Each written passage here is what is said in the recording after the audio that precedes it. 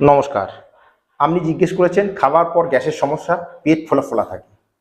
গ্যাসের মেন যে কারণ সেটা হচ্ছে সকালে যদি আপনার পেট পরিষ্কার না হয় তাহলে আপনি যতই গ্যাসের দাওয়াই খান, সে আপনি প্যান্টাডি খান, র্যান্টাগি খান, ওমেজ খান, যে কোনো গ্যাসের দাওয়াই আপনি খেয়ে নিন, শুধু ওই কোম্পানিগুলোকে বড়লোক করা হবে, আপনার গ্যাস কোনো মতেই ঠিক হবে না।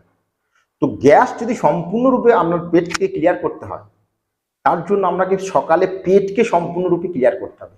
এর জন্য আপনাকে 5টা আসনের যে প্যাকেজ সেটা কিন্তু আপনাকে শিখে নিতে হবে, যেটাকে বলা হয় শঙ্খ প্রক্ষালন। আপনি যদি বলেন আমি ভিডিও বানাবো, ভিডিও বানানো রয়েছে, আপনি সেটাকে দেখিয়ে ওই 5টা আসনের যে প্যাকেজ, ওই 5টা আসনকে জল খাওয়ার পর উপরু বসে, মানে মালাসনে বসে 2 গ্লাস জল পান করার পর ওই 5টা আসনকে যদি আপনি করেন, তাহলে আপনার পেট কিন্তু সম্পূর্ণরূপে পরিষ্কার হবে।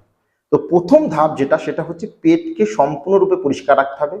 এরপর আপনাকে একটা নুস্কা আমি বলছি, সেটা হচ্ছে রাত্রে 1 চামচ ওই র্যানট্যাক, প্যান্টাডি বা ওমেজকে ছেড়ে দিন। আপনাকে করতে হবে কি, মানে ওষুধ তো খাবেনই না, আপনি শুধু এই ঘরোয়া নুস্কা করবেন।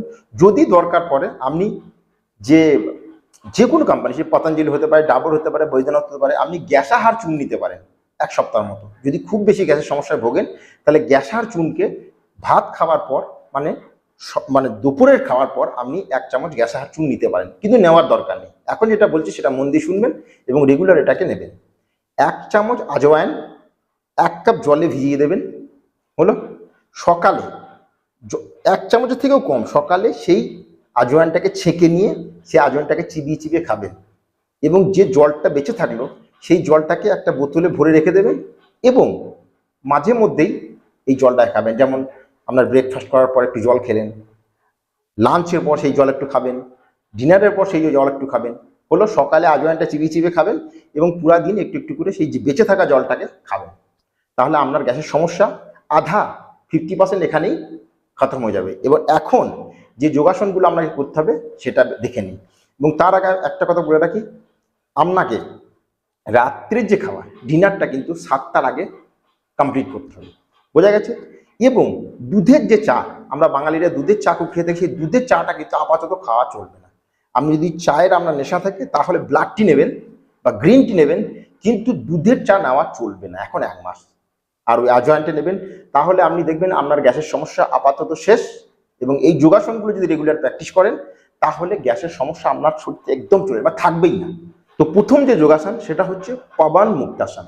তো পবন মুক্তাসনকে করার জন্য আপনাকে প্রথমে জমিনের উপরে শবাসনে শুয়ে পড়তে হবে, বোঝা গেছে? এরপর শ্বাস নিয়ে পা দুটোকে উপরে তুলতে হবে, ক্লিয়ার? এবং ধীরে ধীরে ধীরে ধীরে ভাঁজ করে পা দুটোকে পেটের কাছে নিয়ে আসতে হবে, হাতের আঙুলগুলোকে ইন্টারলক করে এখানে চেপে ধরে এবং নাকটাকে ঘূর্ণায় স্পর্শ করতে হবে। এখানে আপনাকে 30 সেকেন্ড হোল্ড করতে হবে, ধীরে ধীরে শ্বাস নিতে হবে এবং ধীরে ধীরে শ্বাস। এবং এই অবস্থায় আসার সাথে সাথেই আপনার পেটে যদি গ্যাস থাকে তাহলে সঙ্গে সঙ্গেই গ্যাস বেরিয়ে চলে যাবে। এর নামই হচ্ছে গ্যাস রিলিজিং পোজ বা পবন মুক্তাসন। পবন মানে হচ্ছে বায়ু, পেটের যে বায়ু বা গ্যাস, মুক্ত মানে বেরিয়ে যাওয়া, এর নামই হচ্ছে পবন মুক্তাসন। এখানে 15 to 30 সেকেন্ড হোল্ড করবেন, ধীরে ধীরে শ্বাস নেবেন, ধীরে ধীরে শ্বাস ছাড়বেন।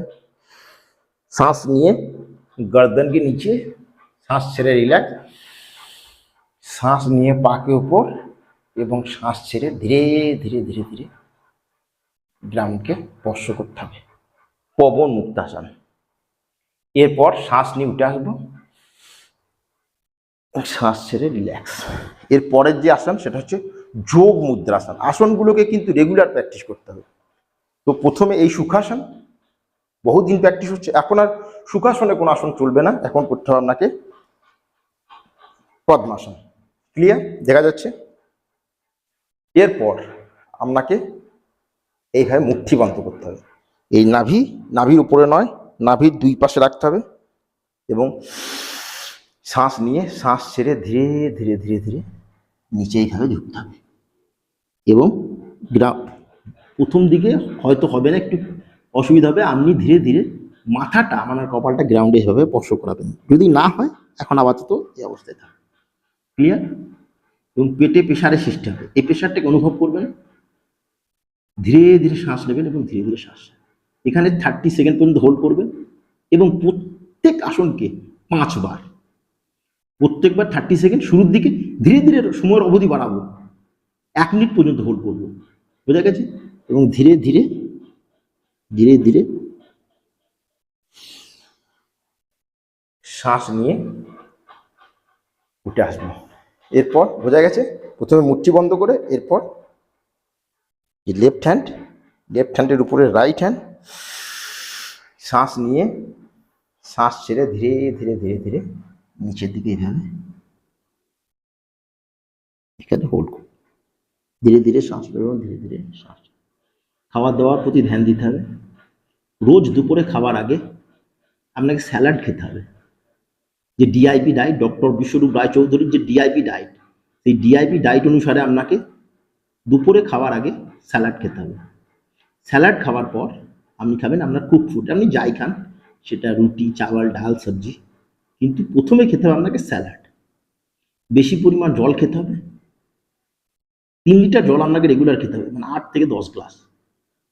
এখানে হোল্ড করবো, শ্বাস নিয়ে উপরে উঠে আসবো 3 থেকে 5 বার প্রত্যেক আসনকে। এরপর রাইট হ্যান্ড নিচে, তারপর লেফট হ্যান্ড, শ্বাস নিয়ে শ্বাস ছেড়ে ধীরে ধীরে ধীরে ধীরে। আপনাকে একটা কথা বলবো, মেরুদণ্ডকে কিন্তু ঝুঁকিয়ে নয়, মেরুদণ্ডকে স্ট্রেট রেখে এইভাবে নিচের দিকে ঝুঁকতে হবে। 8 থেকে 10 গ্লাস জল খেতে হবে, খাবারকে চাবিয়ে চাবিয়ে খেতে হবে, রাত্রে ভালো ঘুম নিতে হবে। এর জন্য আপনাকে অনুলোম বিলোম প্রাণায়াম করতে হবে। রেগুলার সকালে 10 থেকে 15 মিনিট কপালভাতি ক্রিয়াকে করতে হবে, রেগুলার করবেন খালি পেটে 10 থেকে 15 মিনিট কপালভাতি ক্রিয়া। এবং পবন মুক্তাসন, যোগ মুদ্রাসন। খাবার পর আপনাকে বজ্রাসনে বসতে হবে। রেগুলার যোগাসন প্র্যাকটিস করলে শুধু গ্যাস নয়, গ্যাস তো খুব সামান্য একটা প্রবলেম, গ্যাস তো থাকবেই না, শরীরের সমস্ত রোগ আপনার শরীর থেকে ধীরে ধীরে নির্গত হয়ে যাবে। এই অবস্থায় শ্বাস নিয়ে উপরে উঠে আসতে হবে। তো রেগুলার প্র্যাকটিস করবেন, শরীরের প্রতি যত্ন রাখবেন। Thank you, take care, goodbye এবং স্টে হেলদি। নমস্কার, থ্যাংক ইউ।